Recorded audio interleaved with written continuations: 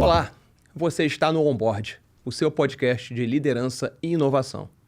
Eu sou o Tony Gomes, host desse podcast e executivo, e a minha promessa para você é sempre conversar com pessoas interessantíssimas que tenham muito a agregar, que estão no campo de batalha, que estão fazendo acontecer no mundo dos negócios e no mundo da inovação. Hoje eu trago aqui, ele foi gerente comercial e CEO de indústria, diretor da Meta atualmente e da Múltipla Consultoria, além de sócio de outras 2 empresas. Atuou em mais de 500 empresas com o PGCA, Programa de Gestão Crescer Acelerado, que ajuda pequenas e médias empresas a crescerem estruturadas e com lucro. Além de colunista da revista Perfil e host do podcast Crescer Acelerado, no qual eu já tive o privilégio de participar. Seja bem-vindo, Ed Moraes. Ô, meu querido, obrigado. É uma honra poder estar aqui contigo e obrigado pelo interessantíssimo. Aí você me bota numa situação maluca. As pessoas que eu vi que estão gravando contigo aqui, eu ficar no mesmo nível, então... A audiência vai descobrir já que eu estou falando a verdade. Eu estou muito honrado. Deixa eu te presentear, meu amigo. Agradecer um pouco o seu tempo. Um pequeno brinde do podcast. Maravilha, muito obrigado. Aí sim. Aí, para tomar um cafezinho todo dia lá, usarei com gosto. Muito obrigado. Para quem não sabe, ambos aqui amamos café. Eu sempre falo que o cara que é empreendedor, que é líder e não toma café, eu desconfio um pouco. Vou largar aqui no chão para não... Tá certo. Depois eu pego aqui. À vontade. E aí, meu amigo, me conta. Da onde vem o Ed? Como começou a sua jornada? Rapaz, a minha história ela é meio maluca, né? Porque eu nasci na roça, no interior do estado de Santa Catarina. Num lugarzinho muito pequenininho, chamado Abdom Batista, que fazia parte do município chamado Campos Novos.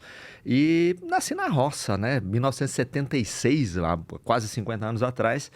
E onde num mundo completamente desconectado, você vivia lá numa pequena bolha, né, trabalhando na roça. Mas eu desde sempre, desde muito criança, eu entendi que aquele lá não era o meu lugar. E eu não sabia exatamente o que eu queria, mas só sabia o que eu não queria, que era ficar lá. Então, com 15 anos de idade, quando eu acabei o 2º grau, o 1º grau, a 8ª série naquela época, eu saí de casa, fui morar sozinho na cidade e tal, de uma família muito pobre e tal, então minha família não tinha condição de me bancar na cidade. Então, 15 para 16 anos, eu fui sozinho morar na cidade, em Campos Novos, que era uma cidade grande, que tinha, à época, 20 mil habitantes, e fui morar sozinho, trabalhar, me sustentar e tocar a vida e entender o que eu ia fazer da vida. Então, o início sempre é muito complicado, né, porque você não tem suporte. Então, eu trabalhava durante o dia e estudava à noite, fazia o antigo 2º grau à noite. E trabalho para subsistência, né? O primeiro emprego, o 2º emprego, sempre para subsistência. Aí você vai entendendo como é que são as coisas e tal. Mudei de cidade para uma cidade chamada Videira, que é a sede onde nasceu a Perdigão. E lá eu fui trabalhar com 16 para 17 anos na Aurora, que é uma empresa gigante do agronegócio, numa unidade que fabricava sucos congelados para exportação, só para exportação. Suco de laranja, de limão e de uva. Eu fiquei trabalhando por praticamente um ano lá e eu trabalhei no controle de qualidade, controle estatístico da qualidade. Então, o pessoal ia fazendo a coleta de dados durante a produção, eu era o responsável por coletar esses dados e botar em cartas gigantescas desenhadas à mão, porque não tinha computador, não tinha esse negócio todo, para entender os gráficos, se, por exemplo, o nível de acidez daquele lote, o nível de acidez do suco de laranja estava dentro dos padrões que os clientes dos Estados Unidos, da Europa, exigiam. E aí, quando o gráfico saía do padrão, eu era o responsável por parar a fábrica, por dizer, ei, para lá, esse lote aqui tem que ser reprocessado e tal, porque saiu do... E ali eu tive contato, então, com gestão de altíssimo padrão, numa empresa gigante, trabalhando com clientes já do exterior e tal, e com controle de qualidade, com processos e tal. E aquilo foi um negócio muito importante. Mas a empresa me ofereceu, tem um negócio bacana, porque eu estava acabando lá para acabar o 2º grau, e eu ia ter que escolher uma faculdade, não sabia exatamente o que fazer. E a minha chefe, que era a engenheira de alimentos da empresa, da unidade, ela um dia me chamou na sala dela e me falou o seguinte: olha, tem uma proposta para te fazer. A gente gosta muito do seu trabalho, da forma como você conduz as coisas aqui, você é extremamente comprometido com o negócio. A gente quer te fazer uma proposta. A empresa vai pagar uma faculdade de engenharia de alimentos para você.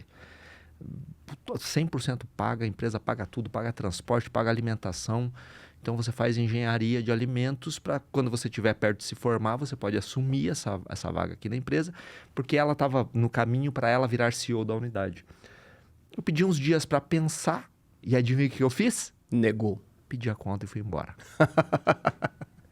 Por quê? Nem eu sabia direito, mas Videira é uma cidade muito pequenininha também e eu já tinha saído de casa, queria conhecer o mundo, queria entender como é que o mundo funcionava e eu entendi que se eu ficasse lá, eu ia passar o resto da minha vida, talvez, trabalhando lá, num lugar muito legal. Eu gostava muito de trabalhar lá, mas eu ia ficar preso àquilo lá por muitos anos, muito provavelmente.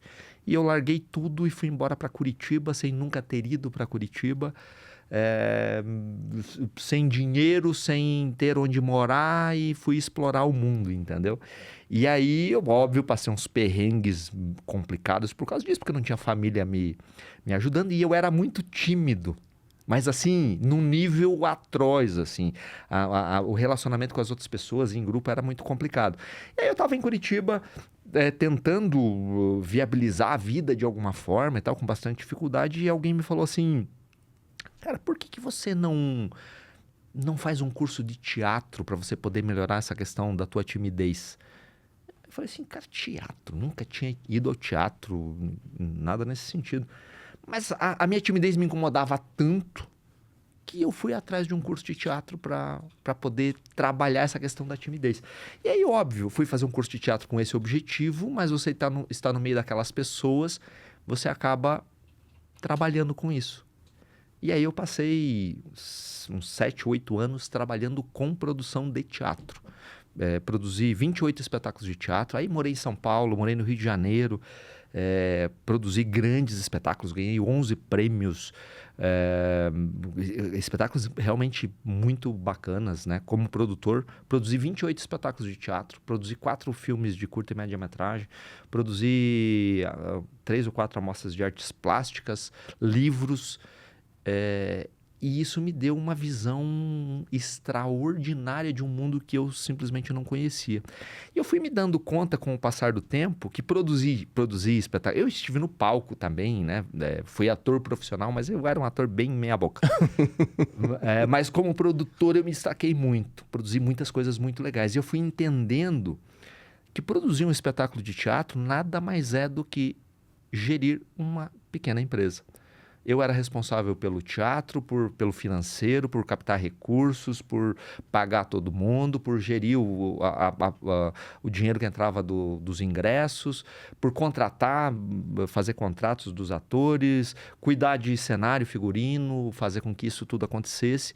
E isso nada mais é do que gerir uma pequena empresa. Então, em 7 anos ali, eu geri 40 microempresas diferentes e eu passei a gostar muito daquilo. E aí isso me acendeu Falei assim, eu sou bom nisso, de gerir essas pessoas. E aí tem uma questão interessante, né? Porque gerir, você é um grande CEO, você sabe que uma das maiores dificuldades da gestão está na gestão das pessoas, né? Sim. E eu fui gerir artista, que é uma das coisas mais complexas que existem. Gerir artista, porque qual é a matéria-prima do artista? É a emoção, é o seu próprio corpo, Sim. a sua imagem. Então, ele trabalha com sentimento, né? E são pessoas complexas de se lidar. E isso não é uma crítica. É uma característica daquele profissional. Característica daquele profissional. E aí, aprender a lidar com esse tipo de profissional me deu uma cancha ferrada de gestão de pessoas, de como lidar com as pessoas, entendeu? E aí, quando eu tinha lá 26 anos de idade, a minha então esposa estava grávida 25 anos, da minha filha, Júlia. E aí eu falei, bom, eu não posso continuar trabalhando com isso, porque quem vai ao teatro no Brasil? O teatro não dá dinheiro. E aí eu mudei radicalmente a minha vida. Voltei para Santa Catarina, fui morar em Itajaí. E eu fiz um plano de virar CEO de empresa. Tracei um plano, quero ser CEO de empresa. Eu vou pegar esse conhecimento de gerir essas pequenas empresas e agora vou para o campo, nas empresas reais aqui, e quero virar CEO de empresa. Tracei um plano de 19 anos. Tudo que eu tinha que estudar, tudo que eu tinha que conhecer, as habilidades que eu precisava desenvolver, as pessoas com quem eu precisava me relacionar. E fui atrás disso. Aí fui fazer pós, fui fazer MBA, aí comecei a dar treinamento de melhoria de processos dentro das empresas, me especializei nisso. Enfim, e eu cumpri esse plano esses 19 anos de plano que eu tracei, eu cumpri em 11. E virei CEO com 37 anos de idade e tal. Enfim, aí o resto é história, né? Assumi uma empresa como CEO, uma indústria, abri unidade da empresa nos Estados Unidos, desenvolvi coisas na China e tal. Fiz bastante coisa nesse sentido que me deu uma experiência realmente bastante robusta. Interessante, eu estou te ouvindo falar e estava aqui refletindo.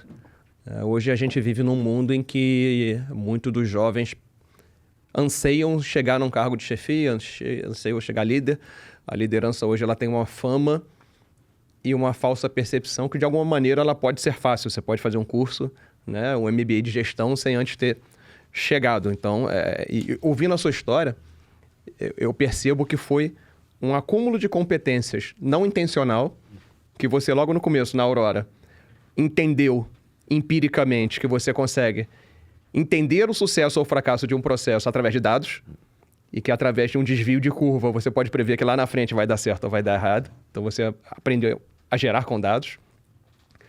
Sempre essa sua inquietação de querer dar um passo à frente, também é uma característica do líder aspirador. Você identificou que a comunicação era uma barreira sua, que você precisava melhorar, foi buscar isso no ator e acabou descobrindo, né, que você era melhor gerindo os bastidores e adquirindo esse know-how na prática, né, no campo de batalha, de como gerir pessoas e de personalidades artísticas e etc. Então, quando você conscientemente decidiu voltar para o mundo corporativo e traçar a sua meta corporativa, que no seu caso foi ser CEO, você já tinha desenvolvido e vivido muitas das habilidades que são necessárias para um grande CEO, né? Que é saber lidar com dados, né? Saber analisar um DRE, analisar um dashboard e entender quanto mais cedo possível que estamos no caminho certo ou no errado, se comunicar, né? É bem difícil ter um grande líder sem comunicação. Exato. Até eu acho que pode ser um dos grandes problemas corporativos hoje a comunicação, né? E lidar com pessoas, né? Exato. Então, acho que mesmo sem querer, você se muniu de que um curso não te daria. Não daria. E eu não tive uma orientação de alguém. Hoje Você viveu. Eu vivi. Mas hoje eu entendo que está muito mais simples, muito mais fácil de você ter acesso à informação para você poder direcionar as coisas na tua vida. Aquela época não tinha como, como que você aprende? Ou você faz uma faculdade, ou você faz cursos, ou você vai para uma biblioteca ler determinados livros. Você não tinha acesso a mentores que pudessem te orientar e dizer, cara, lê isso daqui, faz isso, faz aquilo. Era muito mais difícil esse processo, entendeu? E aí, para as pessoas, para os jovens de hoje, que você pega um celular e fala, olha, eu quero informação sobre determinado tema, em 10 segundos você tem um caminhão de informação. Naquela época você tinha que ir para uma biblioteca, abrir um livro, olhar a orelha do livro, entender se aquilo conversava com aquilo que você queria adquirir de conhecimento. Aí você leva para casa, você lê. Tanto que o meu Google era a Barça, né? Que era uma montanha de livros para você poder pesquisar sobre os mais variados assuntos e entender. Foi um dos meus sonhos da juventude. Eu nunca tive a Barça. Rapaz, eu lembro que eu comprei a Barça num momento que eu não podia, nem financeiramente conseguia fazer isso. A gente parcelava, lembra? Era um carro. Era muita coisa. Era o preço de um carro. Seria equivalente hoje... Sei lá, eu posso estar chutando, mas faz uns 20 e tantos anos que eu comprei, a época foi R$4.000, seria equivalente a, sei lá, R$25.000 hoje, entendeu? E pelo menos no Rio, não sei como é que era na sua região, O vendedor de enciclopédia era de porta em porta. Sim. Eu sempre falo no trabalho, cara, esse cara era vendedor raiz. Exato. Porque não era um tirador de pedidos, Não. ele tinha que conquistar. Pô, vender um negócio de 25 mil reais pra você, não é pra qualquer um não, entendeu? Então, só que hoje em dia tá muito mais simples de você conseguir acesso à informação e se especializar ou desenvolver novos conhecimentos e novas habilidades através desses conhecimentos. Então, lá era um negócio muito sofrido e tudo de uma maneira meio intuitiva, entendeu? Eu quero ir pra lá, o que eu tenho que fazer? Pô, eu tenho que estudar, eu tenho que me comunicar melhor, né? Porra, a comunicação é uma das habilidades mais importantes para qualquer líder. Sim. Mas eu não sabia disso, eu só sabia que eu precisava me comunicar melhor. Eu preciso tomar decisão baseada em dados, né? Hoje é muito simples de você olhar isso, mas à época foi uma construção empírica mesmo, eu acredito que isso aqui é importante, então vou estudar isso, entendeu? E aí, enfim, o resultado, ele é inevitável. Eu sempre falo isso para as pessoas. Quando você sabe para onde você quer ir, mesmo que você, no meu caso, não saiba exatamente todos os passos que você precisa dar, mas você tem um objetivo muito claro, o resultado é simplesmente inevitável, né? Se eu fosse jovem hoje, com as mesmas aspirações, as coisas seriam muito mais simples, porque a informação é muito mais palpável, muito mais fácil, né? Então seria mais rápido. Mas talvez eu não tivesse o ímpeto de fazer o negócio acontecer se eu tivesse todas as facilidades que tem hoje, entendeu? Aí eu pego um gancho no que você falou. As pessoas acham que liderar é muito simples, muito rápido, né? É simplesmente você ter um cargo e não é, definitivamente não é isso. É a construção, é uma longa construção, no final das contas, que você faz. Ele até chega, mas ter a bagagem para sustentar, às vezes falta, né? Falta. Vivido. Não é bem assim. Não é bem assim, né? Então... Enfim, a minha história é mais ou menos essa, entendeu? Feita de muito empenho, de muito trabalho, de muita dedicação. E eu tenho bastante orgulho da história que eu construí, né? Vindo de onde eu vim, com as condições que eu tive, entendeu? Então, Não, sensacional. Acho que é uma boa história. E o Ed CEO? Como ele era? Como é o seu estilo de liderança? Rapaz, aí é uma outra... É o acúmulo desses conhecimentos todos, né? Você está sentado atrás de uma mesa tomando decisões que movimentam a vida de centenas de pessoas e que podem fazer as coisas avançarem ou naufragarem. É um negócio realmente complexo e assustador às vezes, né? Mas o meu estilo sempre foi... Eu entendi desde sempre que para você poder ir a qualquer lugar, você precisa estar muito bem amparado por pessoas melhores do que você. Então, eu sempre, desde o dia zero, eu fui desenvolver pessoas. Eu fui trazer pessoas que tinham conhecimentos e habilidades que eu não tinha. Eu sempre gostei muito eu vi um vídeo do Jack Ma, lá do Alibaba, né? Ele falou, eu não entendo porra nenhuma de tecnologia, não entendo porra nenhuma de finanças, não entendo porra nenhuma de nada. A minha grande habilidade é juntar boas pessoas e fazer com que elas trabalhem. E eu sempre tive muito isso, entendeu? Você é bom nisso, então vem cá, vem me ajudar nisso daqui. Você é bom nisso daqui, então vem cá. A minha habilidade foi fazer essas pessoas trabalharem bem juntas, entendeu? E aí, obviamente, eu fico lá tomando as decisões baseado nos dados colhidos em cada um dos setores, mas estimulando as pessoas a extraírem de si próprias o seu melhor, estimulando as pessoas a se desenvolverem, estimulando as pessoas a abrirem os horizontes e levando isso para os seus times, por óbvio, né? Então, eu sempre fui um líder nesse sentido. Vem cá, vou te ajudar a te desenvolver. Aonde você quer chegar como profissional? É aqui que você quer chegar? Então vem cá, eu vou te ajudar a desenvolver, vou te ajudar a chegar lá, entendeu? E em paralelo você vai me trazendo esses resultados aqui. Olha, eu preciso que você desenvolva essa habilidade aqui, que isso daqui está afetando o seu desempenho aqui dentro da empresa. Então, vamos lá, deixa eu te ajudar a desenvolver isso daqui. Vem cá, faz esse curso aqui, isso daqui vai te ajudar. Sempre nesse sentido, entendeu? De trazer as pessoas para perto de mim, complementando aquilo que eu não sabia e fazendo essas pessoas funcionarem entre si.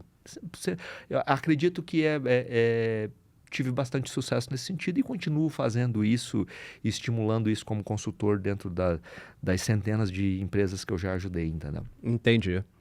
E aí você, num ponto onde muitos consideram o auge, o conforto, a sua inquietação te moveu, além de ajudar a sua própria carreira, ajudar a carreira de outras pessoas, né? Como é que foi essa mudança de... Essa foi uma mudança meio sem querer, porque enquanto eu estava CEO, viajando muito, né, ampliando a empresa e tal, eu tive um problema de saúde muito sério. E eu tive que interromper meio que bruscamente a minha carreira executiva. Eu já tinha como um objetivo mudar para São Paulo, assumir empresas maiores, de faturamento maior e tal. Já estava no meu radar isso. Mas eu fui pego de surpresa por um problema de saúde e eu tive que ficar afastado por 2 anos para cuidar da saúde, entendeu? Então, num dia eu Muito estava... tempo para pensar. Num dia eu estava CEO de empresa, Estados Unidos, China, desenvolve uma porrada de coisa, com uma carreira boa pela frente e tal. E no dia seguinte eu estou cuidando da saúde para não morrer. Então é um negócio meio complicado, meio traumático, mas que me fez 2 anos pensando, repensando a vida, né? E no início você não pensa em nada, a não ser tentar resolver o problema de saúde, né? Tem um ditado que diz que você pode ter 1000 problemas, mas a partir do momento que você tem um problema sério de saúde, só tem um problema. Verdade. Né? Uhum. Então eu fui cuidar disso daí, e aí depois de um ano de um processo complexo, eu voltei a pensar no que eu faria quando eu voltasse para o mercado de trabalho. E aí aquela chama, aquele tesão de executivo e tal, meio que deu uma apagada nesse sentido. Aí eu falei, cara, eu já fiz tanta coisa legal, né, que eu acho que eu consigo agora ajudar um número de empresas com esse conhecimento, com essa bagagem toda, ajudar as empresas a mudarem de patamar, entendeu? E aí comecei a ir devagarinho, né? Contatos, amigos, ainda meio debilitado no início e tal. Consegui um clientinho aqui, outro lá, indicação de um, de outro, que foram me ajudando, e aí o negócio decolou de uma maneira extraordinária, né? Que aí já são mais de 500 empresas atendidas aí ao longo dos últimos anos, entendeu? Caramba, realmente é bastante tempo. Eu sei que você enfatiza o conceito da maestria do básico, né? O básico bem feito funciona, né? Conta um pouquinho pra gente mais sobre isso. Eu fui entendendo, Tony, que assim, o meu foco sempre foram pequenas empresas, né? Ajudar pequenas empresas. Eu atendi grandes clientes, atendo um cliente que fatura 70 milhões por mês. Outro lá que fatura 5 milhões por mês.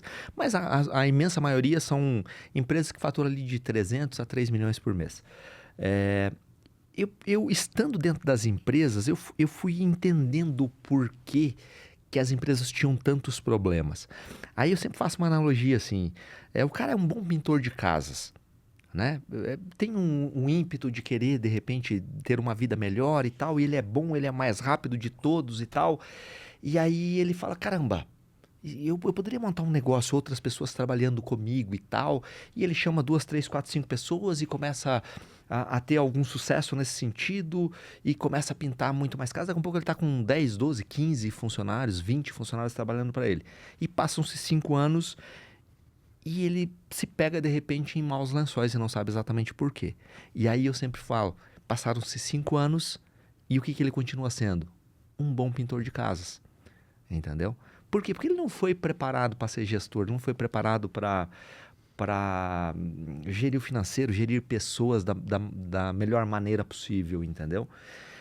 E aí eu fui entendendo que a gestão de verdade, o que funciona de verdade, não é um monte de firula, um monte de jargões, um monte de...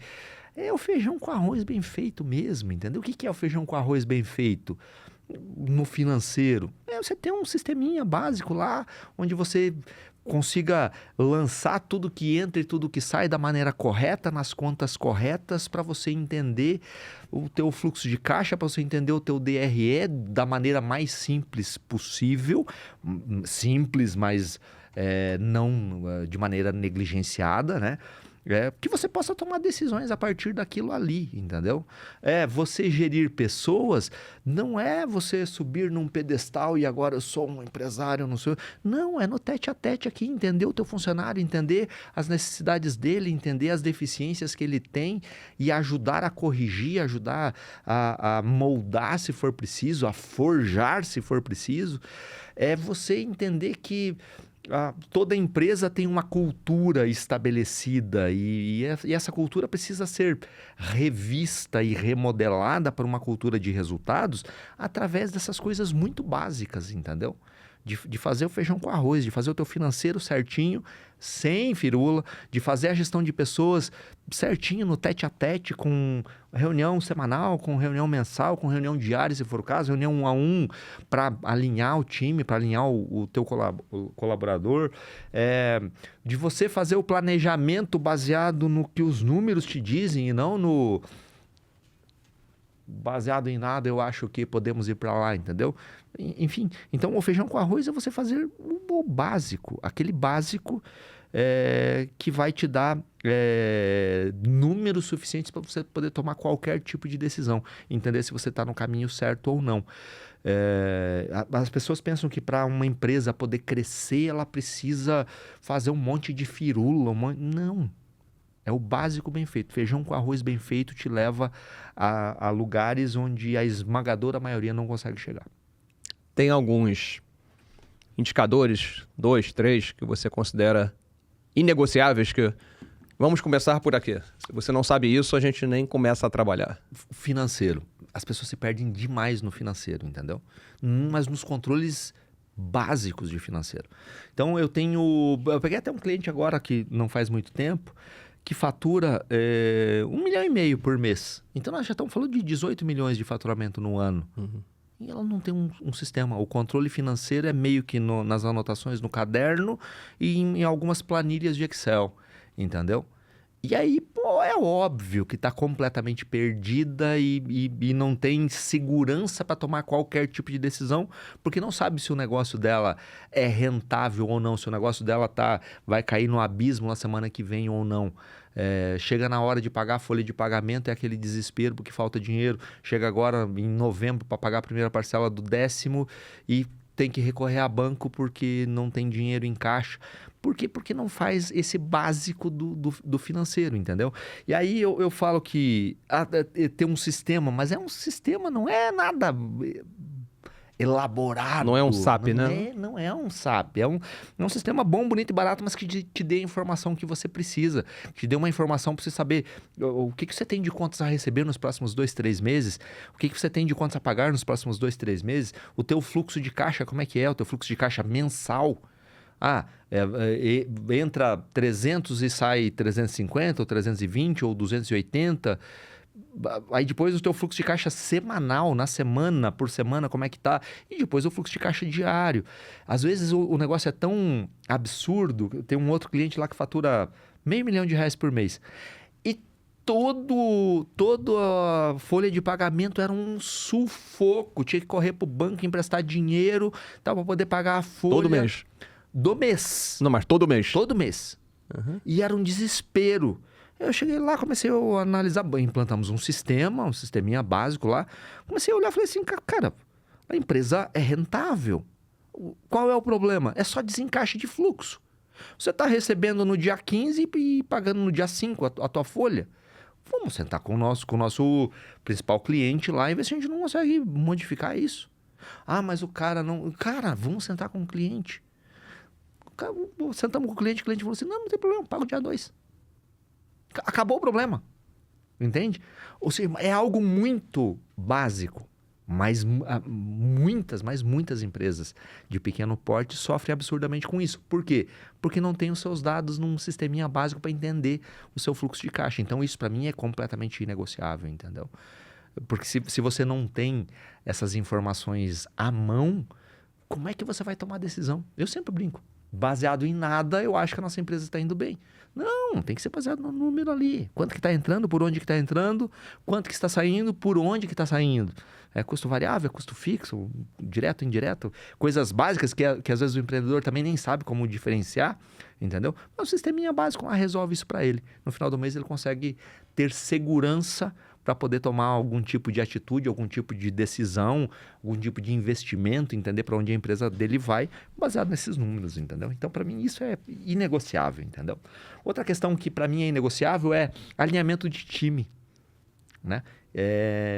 Beleza, as pessoas entram, começam a trabalhar, o cara fala lá para as pessoas, orienta determinadas questões, e ele acha que ele orientou uma vez e não precisa orientar nunca mais. Aí dá algum problema, fala assim, mas porra, mas eu já falei. Não, cara, você tem que falar todos os dias para as pessoas. Você tem que alinhar as pessoas todo dia, ou pelo menos toda semana, né? As pessoas têm que saber para onde você está indo, para onde a nossa empresa está indo. Se não tem esse alinhamento, é como se todo mundo estivesse dentro de um bote, né? Um remando para um lado, outro remando para o outro olhando para cima, o outro vendo os peixes aqui embaixo e tal. E aí o dono tá lá em pé olhando e o barco fica meio que à deriva, não vai para lugar nenhum. Então, alinhar o time toda semana, pelo menos, dizer, olha só, nós estamos aqui. Eu preciso que você, Tony, reme desta forma. Nesse sentido, com essa intensidade, porque é para lá que nós estamos indo. E você que está no outro lado aqui, você tem que remar num outro sentido aqui, porque é para lá que nós estamos indo. Do jeito que você está remando aqui, você está fazendo o barco rodar. Então, eu preciso que você reme assim, assado. Vamos lá, não sabe? Vou te ensinar. O que é? Desenvolver alguma habilidade, dar algum tipo de treinamento, algum tipo de orientação de coisas muito básicas, entendeu? Para que todo mundo olhe para o mesmo lado e reme no mesmo sentido. Então, esse alinhamento também para mim é algo inegociável, entende? E ele resolve a metade dos problemas da empresa, né? É óbvio, algumas pessoas não gostam disso porque estão acostumadas a trabalharem soltas, né? E aí você tem algum tipo de desconforto e às vezes você tem que trocar alguma pessoa por causa disso. Mas só isso já alinha as coisas, as pessoas entendem para onde elas estão indo. Começam a ter um propósito. Vou remar para cá? Ok, eu entendi. Estamos remando para lá, a gente está com esse objetivo. Ok, vamos lá, vamos fazer acontecer. E para o empresário eu boto na cabeça dele que ele tem que fazer isso ad eterno, né? Por quê? As pessoas aprendem ou por forte impacto emocional ou por repetição. Você não pode pegar uma máquina de choque e dar uma máquina de choque na pessoa. Então, você precisa repetir. Você precisa repetir, repetir e repetir. Então, essa é uma outra questão que para mim é inegociável. E a forma de conduzir do líder, do dono, né? De ele ser o exemplo daquilo que ele quer para a cultura do negócio dele. Isso eu também não abro mão, entendeu? Então, formatar uma cultura de resultados dentro de uma empresa requer obrigatoriamente que o dono seja o exemplo daquele tipo de cultura que ele quer, entende? Então, se ele não quer que as pessoas cheguem mais atrasadas no trabalho, ele é o primeiro que tem que dar exemplo. Ele não pode chegar atrasado de forma nenhuma. Mas eu sou o dono. Então, você nunca vai conseguir formatar uma cultura realmente de resultado se você não dá o exemplo daquilo que você quer, entende? Então, o meu grande trabalho é fazer com que esse cara vire o exemplo daquilo que ele quer para o negócio dele, entende? Então, acho que essas três são essas questões básicas assim que eu não abro mão em qualquer tipo de empresa, em qualquer tipo de trabalho. Complicado, porque você chega para um empresário, para um CEO, para um dono que provavelmente já tem alguma idade, alguma experiência. Se é o dono da empresa, já tem algum sucesso, né, que seja. E a primeira coisa que você tenta mudar é a cultura dele, né? Então, tem algum caso engraçado? Resistência? Tem. Especialmente não aceito, não quero fazer. Não... Tem um caso lá... Hoje em dia, né? Eu já tenho uma longa carreira, né? Então, hoje, eu me dou ao luxo de só aceitar trabalhar com o cara se ele estiver completamente disposto a. E mesmo assim, ainda tem alguns casos, 10% dos casos, a coisa não anda do jeito que eu gostaria e eu demito o cliente. Entendeu? Eu ia perguntar isso. Demito o cliente. Então, a minha conversa é sempre assim, cara, você realmente está disposto? Porque se você não fizer o que a gente está combinando aqui, em 2 meses eu te demito. E até faz umas 2 semanas eu demiti um desses clientes e tal. Mas hoje eu posso me dar o luxo de fazer isso. Lá no início da carreira é um pouco mais complicado. Mas tem uma história muito engraçada de um cara de uma empresa de indústria de confecção que eu comecei a atender muitos anos atrás. E aí, porra, o cara desse tamanhinho, baixinho, se ele assistir isso aqui, ele vai se identificar. Mas obviamente eu não vou falar quem é. Mas ele era aquele cara que devia ter uns 30 funcionários e à época faturava mais ou menos R$1 milhão por mês. A sala dele ficava dentro da produção, uma sala bacana assim e tal. E quando dava algum problema, ele tirava a cabeça pra fora da porta e berrava. Eu vou mandar todo mundo embora, seu bando de burro. Porra, cara. Sabe, num nível assim, terrível. E aí tal... Na terceira semana que eu tava lá, ia uma vez por semana lá e tal, ele me chamou às 9 horas da manhã na sala dele e tal, me serviu um cafezinho. Falou, a terceira semana que você tá aí dentro da minha empresa, afinal de contas, qual é o problema da minha empresa? Aí, porra, eu dei aquela respirada, falei, cara, como é que eu vou falar isso pro cara? Pô, não tem como não ser direto. Falei, olha só, o problema da sua empresa é você. Pensa num cara bravo. Pensa num cara que ficou puto. Levantou de trás da mesa e falou, fora daqui. Eu não tô pagando nenhum filho da puta pra vir falar merda aqui pra mim. Eu tenho 20 anos de empresa, saí do zero, tô aqui faturando 1 milhão por mês. Não é um filho da puta que nem você que vai vir aqui dizer que o problema sou eu. Fora daqui. Mas me tocou da empresa dele. E porra... Cara, porra, eu deveria ter conduzido de uma outra forma. Fiquei pensando, me martirizando, né? Como é que eu poderia ter conduzido e tal. Aí passou umas 3 semanas, ele me liga. Ô, passa aqui. Cheguei lá. Falei, tá mais calmo? Aí ele me serviu um cafezinho de novo. Falou assim, cara, ninguém nunca teve coragem de falar uma merda desse tamanho pra mim. Ninguém teve coragem. E você me ganhou por causa disso. Eu fiquei muito puto contigo, mas daí fui refletir, conversei com a minha mulher e realmente você tem razão, eu acho que você tem razão. Ninguém nunca teve coragem de falar isso. Falei, cara, se você quer alguém pra puxar seu saco e pra passar a mão na sua cabeça, tem um monte de gente aí. Se for fazer isso, não vai dar resultado. E eu quero resultado pra você e pra mim, por óbvio. Ele falou, não, beleza, o que eu preciso fazer? Resultado, eu fiquei 4 anos trabalhando com ele, entende? E hoje é um grande amigo, a gente se encontra para bater papo e falar sobre negócio. Ele já vendeu a empresa dele e tal, já está num outro patamar. Mas ele se permitiu. E a partir do momento que ele me deu abertura e se permitiu, eu entendi que se esse cara, com esse perfil... Conseguiu? Eu consegui mudar o cara, mudar a cabeça dele e tal... Porra, então eu consigo qualquer coisa nesse sentido, entendeu? Se o cara me der abertura. E aí eu tenho cases extraordinários a partir disso, entendeu? Aí ele me falou assim, e como que o problema sou eu se eu tenho 30 funcionários e faturo 1 milhão por mês? Eu falei, o problema é você, porque se você conduzisse de uma outra forma, você teria 300 funcionários e faturaria 10 milhões por mês, e não 1. É isso que te trava. Enfim, aumentou o faturamento de maneira extraordinária e depois vendeu a empresa e tal, entendeu? Sensacional. Você chega a conversar, dependendo do tamanho do seu cliente, com a média gestão também? Seu trabalho ele pode se estender para outro tipo de gestão? Se estende. Então, como é que você trabalha a cabeça, de repente, de um gerente, de um coordenador, que às vezes é uma pessoa mais antenada, que já percebe os problemas, mas não consegue levar para o board ou para o cargo acima uma inovação, uma mudança de cultura, um não sei o quê? O que a gente pode falar para esse público que às vezes tem vontade, mas não tem patente? É complexo. Porque se o dono não tiver alinhado nesse sentido, ele bate no teto e não tem muito para onde ir, entendeu? Então, por isso que o meu trabalho sempre vai primeiro no dono. No dono, nos donos, né? Porque se eu mostro para eles que o caminho é a mudança deles, tudo que está abaixo vem a reboque, entendeu? E aí, quando eu chego para trabalhar com o médio escalão, digamos assim,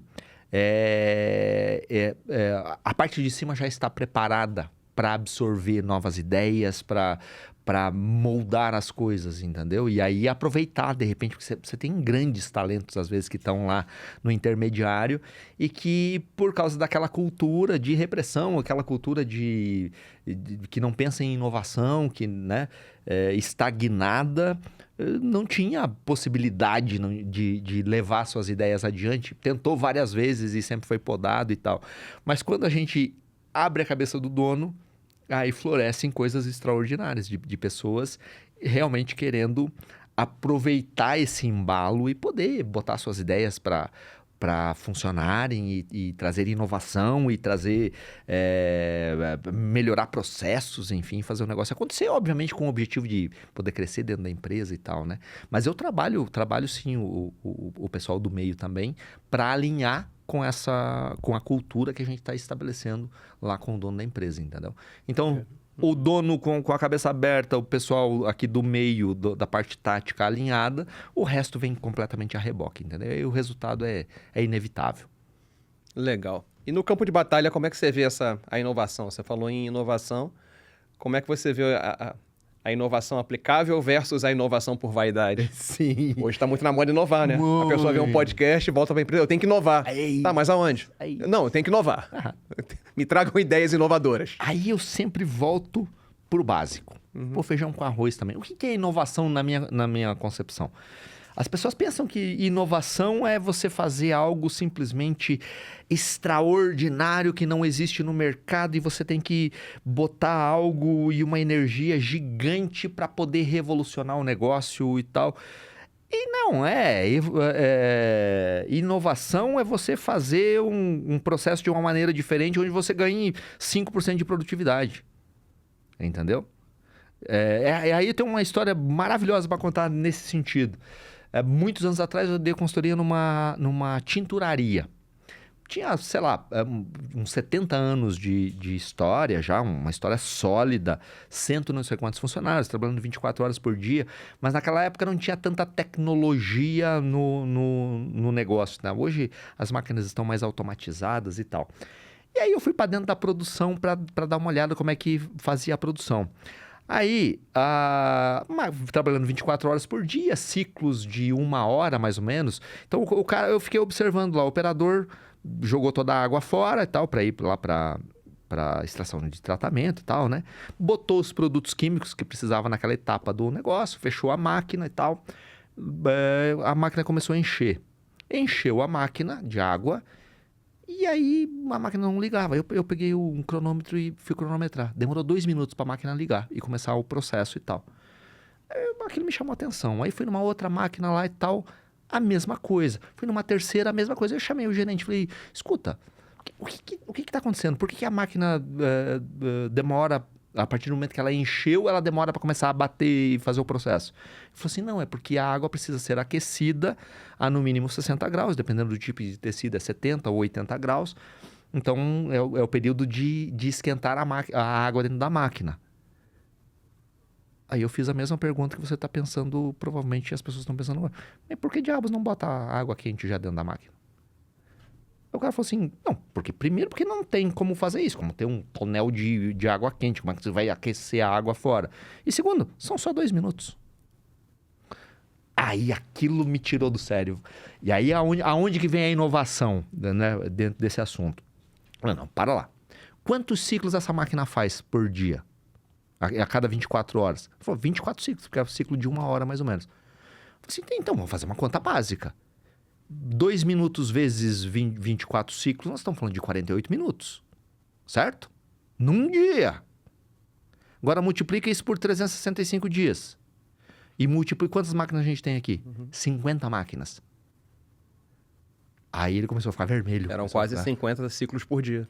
A mais. Exatamente. Aí ele começamos a fazer conta, falei assim, ó... 600 no ano. Se você eliminasse 2 máquinas do teu processo, se a água fosse aquecida, você poderia eliminar 2 máquinas do teu processo. E produzir o mesmo. E produzir a mesma coisa. Ou você conseguiria aumentar a tua produção em 2 máquinas de faturamento novo, se você fizesse isso. Aí levei isso para a diretoria, começamos a analisar lá e tal... Aí chamamos um engenheiro e tal, e aproveitamos o retorno do vapor da caldeira e tal, aquecemos a água, investiu à época uns 100 mil reais lá e tal, e aumentou 1 milhão e tralá Já tinha, de reais. inclusive, a geração de calor, né? Já tinha geração de calor dentro do próprio negócio, entendeu? Só foi redirecionar. Então, inovação é isso, é você olhar para o teu processo e entender o que você pode melhorar nesse processo. Uhum. Se você melhorou 2% a tua produtividade ou você reduziu 1% o teu gasto com alguma coisa, você está inovando, entende? Não é um processo mirabolante que você precisa... E aí eu prego muito isso dentro das empresas. Inovar é fazer melhor aquilo que você já faz. É melhorar a produtividade, é reduzir algum tipo de custo. É você inventar uma maneira diferente de fazer a mesma coisa que vai dar um resultado melhor, entende? E aí, às vezes, é botar um sistema diferente, é você automatizar agora com IA, com esse tipo de negócio, fica fácil de você automatizar determinadas situações dentro do negócio, né? Mas não é só com inteligência artificial e com tecnologia que você inova. É medindo o tempo que você... Tem um outro caso Mas maluco. eu sempre pensando em qual benefício para o negócio eu vou atingir, né? Sempre. Ou eu vou gastar menos, ou eu vou ganhar mais, ou eu vou... É isso.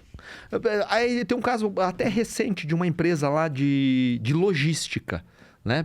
Para ver como inovação às vezes não tem nada a ver com isso. É só uma questão de gestão das coisas. O cara falou assim, então, uma grande importadora lá, e aí o setor de armazenagem faz picking também para clientes e tal. E aí o cara me falou assim, cara, eu tô com um problema aqui. Tudo funciona, mas o meu setor de picking aqui, porra, ele é deficitário e eu não sei o que fazer. Eu já conversei com o time e tal, e eu acompanho os caras aí. Tem 8 pessoas trabalhando no setor e ele é deficitário, eu não consigo cobrar mais. Aí eu fui lá olhar o que eles faziam, como é que eles faziam e tal. Eu falei que eu tive uma ideia. Deixa o pessoal, todo mundo ir embora e tal, vamos ver o que a gente vai fazer. O pessoal foi embora depois das 6 e falei assim, você pega alguns pedidos que são típicos aqui do picking que você tem que fazer. Aí ele pegou 8 pedidos. Esses aqui são os pedidos médios que a gente separa e tal. Sabe o que nós vamos fazer? Nós vamos medir. Tá, mas quem que vai medir? Você. Eu quero que você separe esses pedidos. E eu vou cronometrar. Vamos entender como é que é isso daí. Eu não tinha um ponto de partida até então. Eu falei, vamos testar contigo. Eu falei, não, ok. Dono do negócio, o cara baixou a cabeça e foi lá e em 40 minutos ele separou os 8 pedidos. Falei, tá, mas você é o dono da empresa, você baixa a cabeça e você nem respira e tal. O que seria um tempo aceitável para o teu time separar esses 8 pedidos? Ele falou assim, 1h30 seria aceitável. Ok. Então, amanhã o que nós vamos fazer? Medir as pessoas, sem elas saberem. Os mesmos 8 pedidos. Tony, vem cá, separa esses 8 pedidos aqui para mim. E sem a pessoa saber, nós estamos cronometrando. E fizemos isso com os 8. Quem separou mais rápido, separou em 3 horas. Caramba. Teve um cara que demorou 7 horas para separar os mesmos pedidos, que era aceitável até em 1h30. Mas você olha pro cara, ele tá trabalhando. Tá lá, andando que nem uma barata tonta lá e pega um produto e baixa e não sei o que, e bota dentro do tal e volta e anda de novo. Então, se você olhar pro cara, ele tá trabalhando. Mas a grande questão é, ele tá produzindo? Entende? Aí deu uma maior revolução. Demitiu todo mundo, tal, trocou as pessoas. Hoje tem 3 pessoas que resolvem todo o problema. E aí hoje chega um pedido para separar, já tem o tempo medido. Você tem 25 minutos para separar esse pedido, porque é o tempo que levaria com uma determinada margem e a pessoa tem que entregar aquilo em 25 minutos. Então, isso eu também considero inovação, se você olhar por esse lado. Entende? Você melhorou absurdamente, o setor passou a ser superavitário, passou a dar resultado, você olhando para dentro do processo e fazendo coisas muito básicas e muito simples, entendeu? Entendi. Eu gosto sempre de trazer luz no conceito de tecnologia. Certo. Né? Então, as pessoas às vezes não refletem sobre tecnologia. E tecnologia nada mais é do que qualquer coisa que o ser humano usa para resolver algum problema. O microfone é uma tecnologia, sim, mas uma cadeira também é. Em algum momento nós não tínhamos cadeira para sentar, alguém falou, cara, se a gente fizer assim, não ia ficar legal sentar? Puta, legal. Então, tem gente que fala que a nossa percepção de tecnologia é o que foi inventado depois que a gente nasceu. Né? Você estava aqui, alguém inventou alguma coisa, poxa, que legal. Mas ela não reflete que tudo que ela usa já foi inventado em algum momento, não tinha. Perfeito. Então era isso, né? Então a inovação é o mesmo, né? Exato. Inovação dependendo do conceito. A empresa que eu trabalho, ela apoia uns programas de refugiados na África. Então, quando a gente fala de inovação aqui, o cara vai falar, não, tem que puxar IA, não sei o quê. Quando você fala de inovação lá, eu quero beber água filtrada. Pois é. Eu quero ter luz. Aham. É outra parte. Então, a inovação é realmente você conseguir melhorar alguma coisa, ter um resultado melhor, ou com menos gasto, menos esforço, menos energia, ou ganhar mais dinheiro, ou gastar menos tempo. É isso. Enfim, É isso. né? É você tunar. Como é que você está vendo a questão ainda em inovação, da IA na gestão e na liderança? Aliada ou não? Super aliada, entendeu? Eu utilizo no meu dia a dia e levo para todos os meus clientes para utilizar isso também, entendeu? Como eu sou velho, né? Eu já passei por várias ondas de avanço, né? Onde o mundo ia acabar um monte de vezes e tal, e que a internet ia tirar o emprego de todo mundo. E aí lá eu assustei também quando veio a internet com força. Falei, cara, realmente nós estamos tudo ferrado. E aí passou o negócio e eu entendi que a internet era uma baita de uma aliada, né? Para quem tem tem 20, 25 anos de idade, não faz ideia que o mundo já não teve internet, né? Era tudo offline. E aí eu falei, não, cara, 100 anos atrás também vieram novas tecnologias, eletricidade, que as pessoas também se apavoravam com que todo mundo ia perder o emprego e não foi bem assim, o mundo só evoluiu. E aí quando veio essas ondas agora de inteligência artificial, eu sempre entendi, para mim estava muito claro, não sabia exatamente para onde iria, né? Não sou especialista nisso, mas eu entendi que em algum momento ela seria uma grande aliada para melhorar a produtividade, para enriquecer as empresas e enriquecer as pessoas, entendeu? Entendi que sim, assim como foi com a internet lá atrás, as pessoas precisam se atualizar, né? Para poder tirar proveito dessa tecnologia e utilizar na sua vida pessoal e no seu trabalho para aprender, para desenvolver conhecimento e novas habilidades e poder melhorar os seus processos e tal. Então, eu sempre entendi, desde sempre, a inteligência artificial, desde o início, como uma grande aliada, mesmo sem saber exatamente para onde ela iria. Hoje está ficando muito claro, mais claro, né, para onde ela está indo. E a minha produtividade aumentou absurdamente, né, com o uso de IA. E todos os clientes, eu levo isso, né? Nem que seja uma automação de WhatsApp para o atendimento ou marcação de, sei lá, de agenda de alguma coisa, entendeu? Você está ganhando em produtividade, você está podendo aproveitar as pessoas para outras coisas, né? E automatizando tudo aquilo que é repetitivo e tal. Então, vejo como uma grande aliada e eu sou completamente fascinado por isso. Fascinado por tecnologia, entendeu? Apesar de não entender, mas como usuário, entendeu? Chegou a tecnologia, eu sou o primeiro a assinar lá. Quero entender como é que isso funciona, como é que isso vai impactar, como é que isso vai melhorar a minha vida, como é que eu posso levar isso para o meu cliente de alguma maneira, entendeu? Então, como usuário, eu entendo que é extraordinário. Nós temos aí passando por uma revolução que imagino que nos próximos 4 ou 5 anos será algo... A gente não consegue nem imaginar como é que vai ser. Mas para o bem, eu entendo que é para o bem. Eu também. Sou do copo meio cheio. É isso aí. E como jornada de desenvolvimento pessoal, o que o Ed vê para si mesmo? Como é que você trabalha a sua cabeça e procura se alimentar de informações, de convívios para melhorar como ser humano, se desenvolver como profissional e que naturalmente, imagino que se você faça, você leva para os seus clientes também umas dicas de, cara, vamos, tenta assim. De novo, e aí isso sempre me persegue nesse sentido. Eu entendo que voltar ao básico sempre é importante, entendeu? O que é voltar ao básico? A tecnologia, né, ela tem uma característica de nos acelerar de uma maneira muito absurda, que melhora a nossa vida e tal, mas ela também nos tira do eixo, daquilo que é essencial para a gente poder ser mais feliz, da gente poder entender o propósito da vida, entender para onde você está levando a tua vida. Então, a gente acelera demais as coisas e daí dá 2 horas da manhã você está respondendo e-mail ou respondendo o WhatsApp das coisas e você esquece daquilo que realmente importa para a tua vida ser uma vida que você possa dizer uma vida feliz. Então, o que eu faço? Faço detox de tecnologia de vez em quando e volto ao básico, entendeu? Então, eu de vez em quando alugo umas cabanas lá no meio do mato e vou para lá, me reconectar comigo mesmo. Eu tô o tempo inteiro buscando me relacionar com pessoas sempre muito melhores do que eu, que possam me mostrar determinados caminhos, determinados vieses que eu não estou enxergando. Então, eu tenho o privilégio de me relacionar com pessoas extraordinárias, entendeu?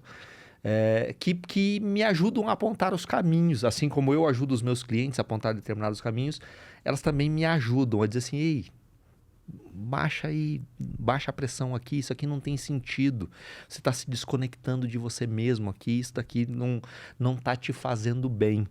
Então volta lá para o básico, volta para o início, olha para dentro de você. E aí eu faço isso com leitura, eu faço isso com indo lá para uma cabana no meio do mato, ou indo para uma praia mais deserta, para algum lugar, entendeu? Ficando só eu e a minha mulher, às vezes eu e minha filha, entende?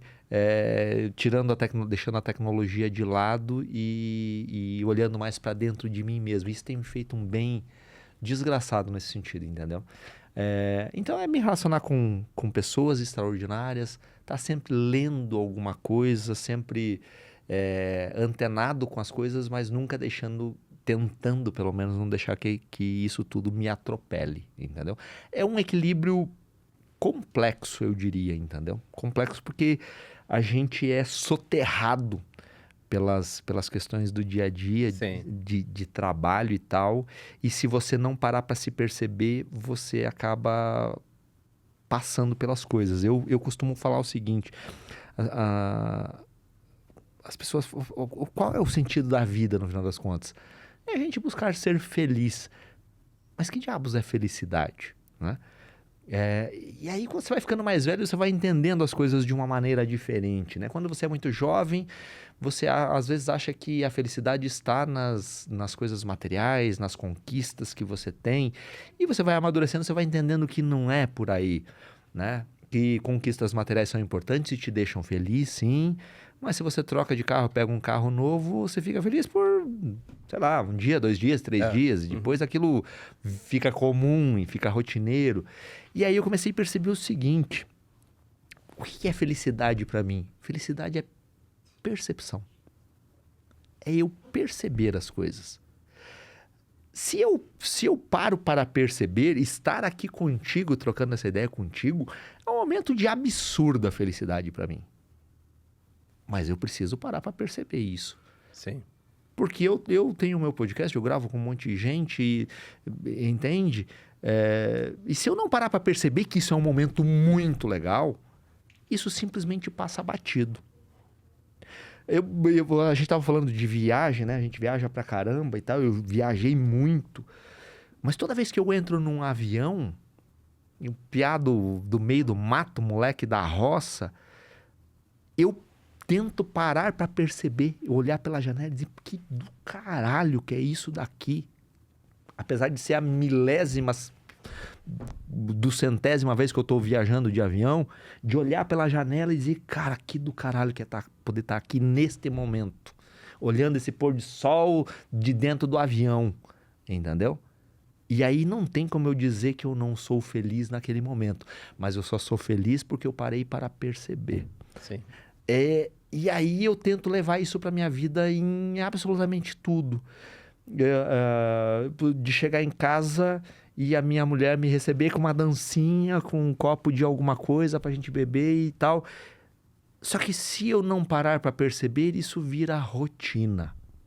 E é só mais um dia. Mas se eu paro para perceber, eu falo assim, pô, que do caralho que é ser recebido assim pela minha mulher hoje, entendeu? Então, estado presente. Estar presente. Felicidade para mim é uma questão de percepção. E quando eu entendi isso, a minha vida mudou de uma maneira muito radical. Entende? Maravilhoso, maravilhoso. Você falou de viagem, eu lembrei que às vezes eu me paro refletindo que, pô, tô viajando pra caramba, toda hora avião, até o aeroporto. E um dia eu percebi que, puxa, mas eu sempre quis isso quando eu era mais novo, assim. Eu estou no lugar que eu planejei estar, Exato. No meu caso, até não tão conscientemente como você fez o planejamento. poxa, eu queria, acho legal. Aí hoje eu falo, cara, eu tô num lugar que eu achava legal há 20 anos atrás. Então, assim, se eu acho que não tá legal do jeito que eu achava que era, cabe a mim planejar Exato. e buscar Aí um outro legal em alguma outra isso. situação, mas assim... É isso. Mas se você não Aí eu me sinto perceber... feliz, que eu falo, poxa, Exato. então eu tenho tudo que eu sempre quis ter. Exato. Aí tem uma coisa maluca. Há muitos anos atrás, quando eu tava fazendo esse planejamento para isso, tava no aeroporto um dia, e aí eu fiquei olhando para aquelas pessoas de um lado para o outro, os caras todos engravatados e tal. Eu faço isso direto, eu chego cedo, eu fico parado olhando as pessoas, uns correndo, outros estressados, Isso. e gente deixando cair. Eu falo, gente, como é que tem gente que tá no piloto automático total? Mas eu olhava para aquilo muito jovem e eu falava assim, cara, eu quero essa vida para mim, entendeu? Deve ser legal ser ocupado. Porra, deve ser do caramba! Porra, tô atrasado pro meu próximo voo, entendeu? Mas aí é uma coisa de moleque de roça, sabe? Como o mundo é grande. E eu não sei, cara, eu já viajei meio mundo e fui gerente comercial, viajei pra cacete. Cara, mas eu vou pra um aeroporto e eu viro criança. De ficar olhando o avião subir e descer. Eu já fiz isso milhares de vezes, entendeu? Mas ainda me instiga a ficar olhando aquele moleque da roça e ficar olhando para aquilo. Aí eu fiquei olhando, cara, eu quero essa correria pra minha vida, sabe? Aí passou um tempo, eu virei gerente comercial. Eu fazia 3 estados por semana. Saía no primeiro voo de Navegantes, na segunda-feira, às 6 horas da manhã. E voltava no último voo das 11h45 da noite, na sexta-feira.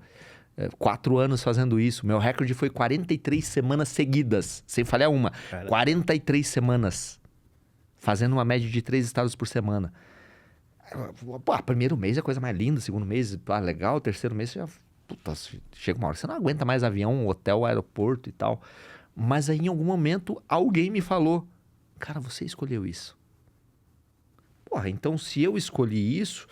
eu tenho que olhar para isso de uma maneira diferente. E aí eu lembro que eu estava num aeroporto, num desses momentos, falei, cara, agora eu quero isso, mas não quero mais nacional, quero internacional. Passaram-se uns 3 anos, lá estava eu na China, na Tailândia, Hong Kong, Estados Unidos, África, um monte de lugares, entendeu?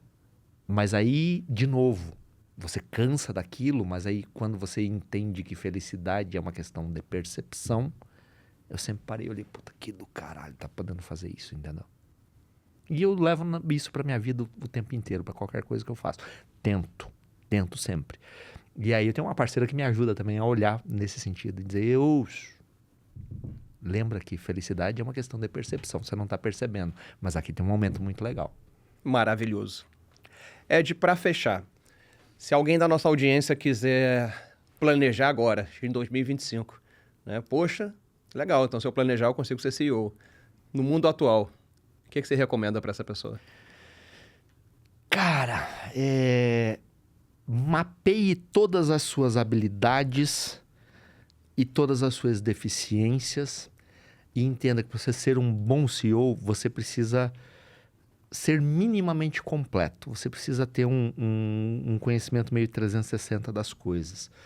Mas foque muito forte em comunicação, foque muito forte em aprender a tomar decisão baseado em dados, em números, entendeu? E desenvolva uma habilidade absurda de gestão de pessoas. Porque você não tem como ser um grande CEO se você não souber lidar com gente. E gente é a matéria-prima mais complexa de se lidar. Se você é um grande gestor de pessoas, você tem 50% do caminho.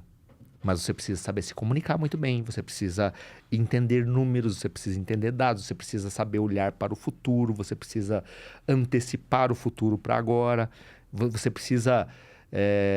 você olha para o horizonte, todo mundo olha e vê uma montanha. O CEO tem que ver o que está além da montanha. Né? Tem que tentar prever as coisas através de dados, através de números, através de relacionamento, entendeu?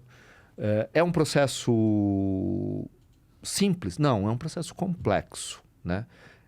Virar CEO não é para qualquer um, né? Você bem sabe como é. Você abre mão de um monte de coisas para poder estar na posição que você está. A parte que eu acho mais difícil é ficar calmo no caos. Ficar Você confortável percebe no meio que do não caos. tá legal, você tem que passar segurança pro time, você tem que liderar, você tem que... Exato. É igual o capitão do navio e o navio afundando. Exato. Tá vendo? Gente, não pare o que estão fazendo, que eu tô olhando o que está acontecendo. Assim. E tem um peso muito grande porque você é o responsável. Se as coisas estão indo bem, você é o responsável por direcionar através daquelas pessoas. E se as coisas estão indo mal, você é o único responsável. Então tem um peso muito grande. Então você abre mão de muita coisa e você... O preço é um preço alto a ser pago. Uhum. Mas quando você chega, é do caralho. Poder direcionar as coisas e fazer as coisas acontecerem, entendeu? Então se você pensa, se alguém aí está nos assistindo, pensa em seguir esse caminho, foca nisso. Desenvolve uma habilidade lascada de gestão de pessoas, de comunicação, de olhar além da montanha, de tentar trazer para o presente aquilo que está lá no futuro. Se cerque de pessoas que possam te ajudar, te indicar os caminhos. Tenha mentores. Uma coisa que faltou muito na minha vida por causa das circunstâncias e que hoje eu tenho. Não era simples essa cultura, né? Não era simples. Hoje está muito, muito simples. Tenha mentores, tenha pessoas que já trilharam o caminho, que elas vão te dar uns atalhos extraordinários. Atalhos no sentido de você não cometer determinados erros, né? Mas não tem atalho. Tem estudo, tem desenvolvimento de habilidades, de busca de conhecimento incessante. Você não pode parar nunca. Mas é um caminho maravilhoso no final das contas. Perfeito, maravilhoso. E Ed, como é que as pessoas te acham? Divulga aí as suas redes. Cara, a mais fácil de me achar é lá pelo Instagram. No Instagram é ddie.moraes. Ed.moraes, imagino que vai estar na descrição do vídeo aqui. Sim. Pode me chamar lá, sou eu que respondo, todas as pessoas, todo mundo que me chama no direct, eu bato um papo, eu ajudo gente pra caramba, as pessoas vêm lá, pô, tô com um problema aqui na minha empresa, tal, o que você acha? Eu vou lá, dou os meus pitacos baseado, ajudo todo mundo, respondo todo mundo no direct com o maior prazer, entendeu? Então, se achar que eu posso contribuir de alguma forma, pode me seguir lá no Instagram e me chamar no direct que eu vou ter o maior prazer de conversar com todo mundo. Muito obrigado pela presença, meu amigo. Uma honra, uma honra. Obrigado e parabéns aí pelo projeto, sempre à disposição. É isso. Eu não falei que eu converso com pessoas interessantíssimas? Esse foi o Onboard, o seu podcast de liderança e inovação. Se você curtiu esse episódio, deixa seu like, se inscreve no canal, ajuda o projeto a crescer e deixa seu comentário. Vamos conversar?